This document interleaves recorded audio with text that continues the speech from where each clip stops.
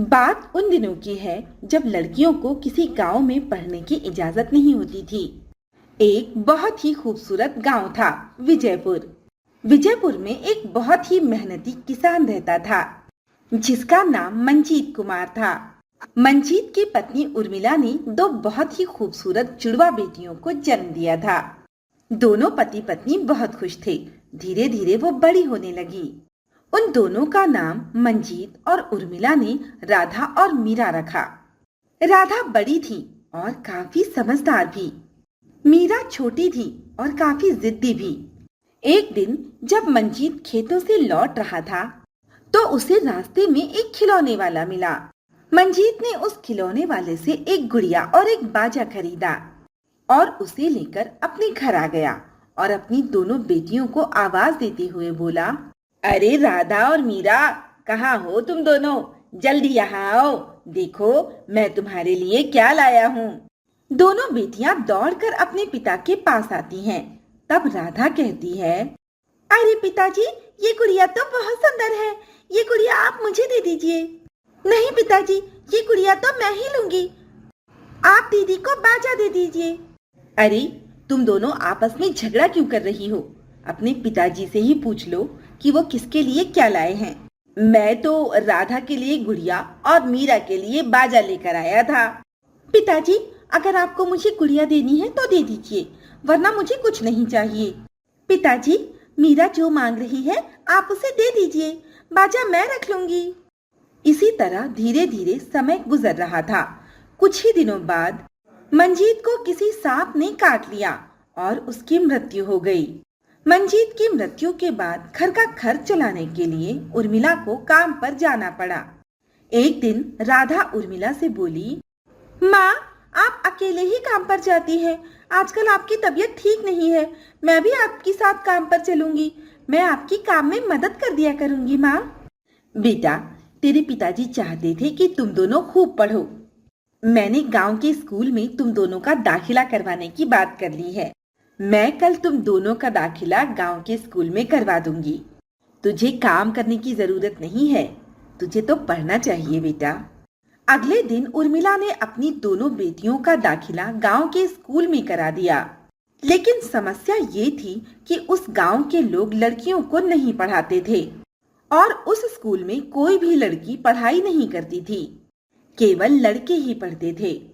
जब राधा और मीरा स्कूल जाते थे, तब स्कूल में सभी लोग उनका मजाक उड़ाते थे और गांव वाले भी उन्हें बहुत ताने मारा करते थे। तब एक दिन राधा और मीरा घर आकर बोली, माँ, हम कल से स्कूल नहीं जाएंगे। स्कूल में भी हमारा सभी लोग मजाक उड़ाते हैं और सभी गांव वाले भी हमें ताने मारते हैं और हमसे कोई अच्छे से बात भी नहीं करता। हाँ माँ, दीदी सही कह रही है, कल से मैं भी स्कूल नहीं जाऊंगी।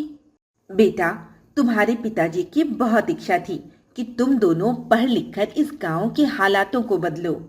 अब तुम्हारे पिताजी तो रहे नहीं, लेकिन मैं उनकी ये इच्छा पूरी करना चाहती हूँ। मैं ऐसा करती हूँ कि हमारे पड़ोस के गांव में जो स्कूल है ना, मैं तुम दोनों का दाखिला वहां करवा देती हूँ। लेकिन माँ, वो तो सरकारी नहीं है, वहाँ बड़े बड़े घरों के बच्चे पढ़ते हैं और वहाँ की फीस भी ज्यादा है। हम वहाँ की फीस कैसे भरेंगे माँ? कोई बात नहीं मेरे बच्चों, मैं ज्यादा काम करूंगी और तुम दोनों की फीस भरूंगी। अगले दिन उर्मिला पड़ोस के गांव में जाकर अपनी दोनों बेटियों का दाखिला वहां के स्कूल में करवा देती है। कुछ दिनों तक तो सब कुछ ठीक चलता रहा, लेकिन उसके बाद ज्यादा काम करने की वजह से उर्मिला बीमार रहने लगी। एक दिन राधा अपनी माँ से बोली, माँ, आज से मैं भी आपके साथ काम पर चला करूंगी और आपकी मदद किया करूंगी ताकि आपकी तबीयत ठीक हो जाए। नहीं बेटा, मैं ठीक हूँ, तुझे तो अपनी नहीं माँ, अब मैं आपको अकेले काम पर नहीं जाने दूंगी। पिताजी तो चले गए, अगर आपको भी कुछ हो गया तो हम दोनों कैसे जिंदा रहेंगे माँ? मैं कल से आपके साथ काम पर चलूंगी और हम दोनों मिलकर अपनी मीरा को बहुत पढ़ाएंगे। और आप देखना, जब मीरा बड़ी हो जाएगी तो वो इस गांव के लिए बहुत कुछ करेगी और इस गांव का सारा नक्शा ही बदल देगी। राधा की बात सुनकर उर्मिला ना चाहते हुए भी तैयार हो गई। अब राधा उर्मिला के साथ काम पर जाने लगी थी। धीरे धीरे समय गुजर रहा था। मीरा अब स्कूल की पढ़ाई पूरी करके कॉलेज करने के लिए शहर चली गई थी।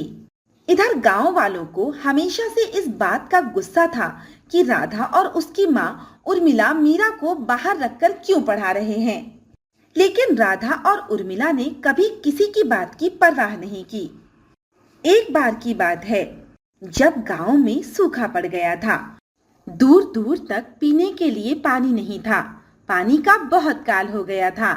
गांव वालों को समझ में नहीं आ रहा था कि इस पानी की समस्या को कैसे दूर किया जाए। वे सभी लोग बहुत परेशान थे। इसी बीच शहर से मीरा अपने गांव आई हुई थी। अरे माँ, मुझे ये बताओ कि घर में पानी क्यों नहीं है? क्या बताऊं बेटा, गांव में पानी का अकाल पड़ा हुआ है। इस साल बारिश बहुत कम हुई थी, जिस वजह से फसलें भी अच्छे से तैयार नहीं हो पाई। इसीलिए इस बार हमारा गांव बहुत ही गरीबी से जूझ रहा है। उर्मिला और मीरा आपस में बात ही कर रहे थे कि तभी राधा वहां आई और बोली, अरे मीरा, तू कब आई? और बता, तेरी पढ़ाई कैसी चल रही है? हाँ दीदी, मेरी पढ़ाई तो बहुत अच्छी चल रही है। पर मैंने सुना है कि आप लोग बहुत परेशान हो क्योंकि गांव में पानी की बहुत कमी हो गई है।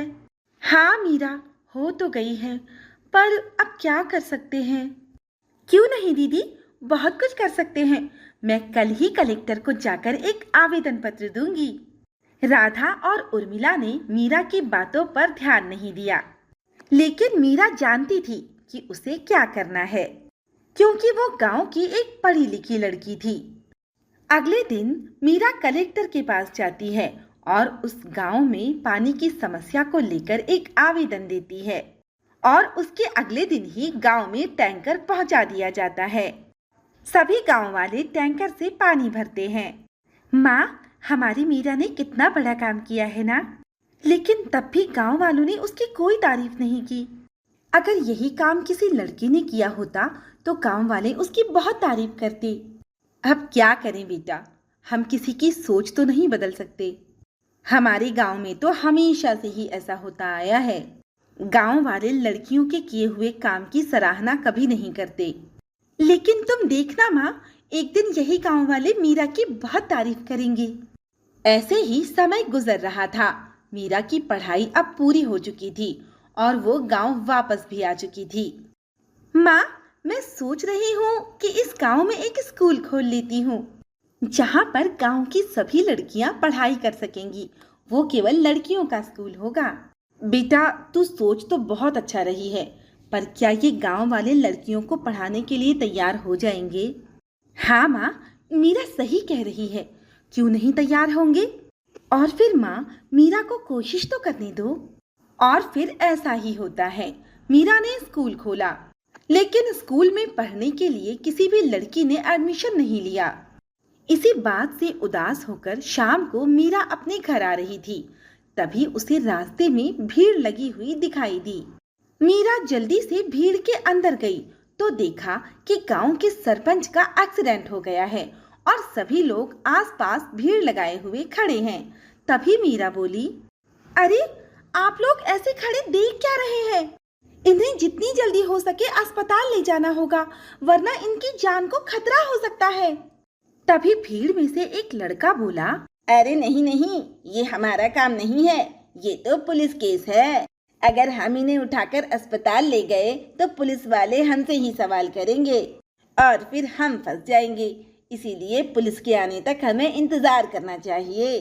हाँ हाँ, रमन सही कह रहा है, ये हमारा नहीं बल्कि पुलिस का काम है। हमें तो पुलिस से बहुत डर लगता है, हम इन्हें नहीं ले जा सकते। शर्म आनी चाहिए आप लोगों को ऐसा कहते हुए। सरपंच जी की जान पर बनी है और आप लोगों को अपनी अपनी पड़ी है।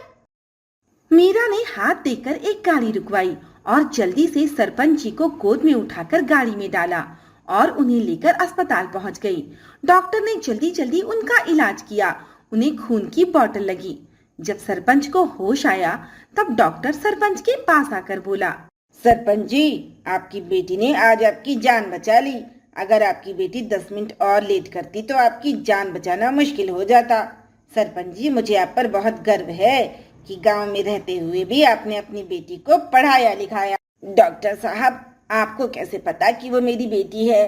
सरपंच जी, उसने मुझे खुद बताया है कि वो आपकी बेटी है।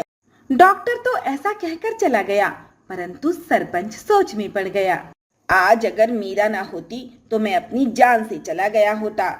सारे गांव के लड़के वहां खड़े थे, लेकिन किसी ने भी मुझे अस्पताल लाने की हिम्मत नहीं की। मीरा ने तो आज वो कर दिखाया जिस पर सारे गांव को गर्व हो।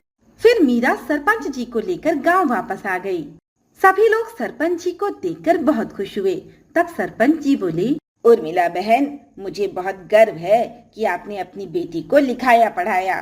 आज मुझे समझ में आ गया है कि बेटियों को लिखाना पढ़ाना भी उतना ही जरूरी है जितना कि बेटों को। बल्कि बेटियां तो बेटों से भी आगे हैं। आज मीरा ने ये साबित कर दिया कि मीरा जैसी एक बेटी गांव के 10 बेटों पर भारी है। मीरा के अंदर ये बुद्धि और आत्मविश्वास उसकी उच्च शिक्षा से आया है। मेरा आप लोगों से यही निवेदन है कि मीरा द्वारा खोले गए स्कूल में अपनी अपनी बेटियों को पढ़ाइए, ताकि आगे चलकर न केवल आपका बल्कि पूरे गांव का सहारा बन सकें। अब गांव वालों को सरपंच जी की बात बहुत अच्छी तरह समझ में आ गई थी। फिर क्या था, सारे गांव के लोगों ने अपनी अपनी बेटियों का दाखिला मीरा के स्कूल में कराया और कुछ ही दिनों में वो गांव एक शिक्षित और विकसित गांव बन गया।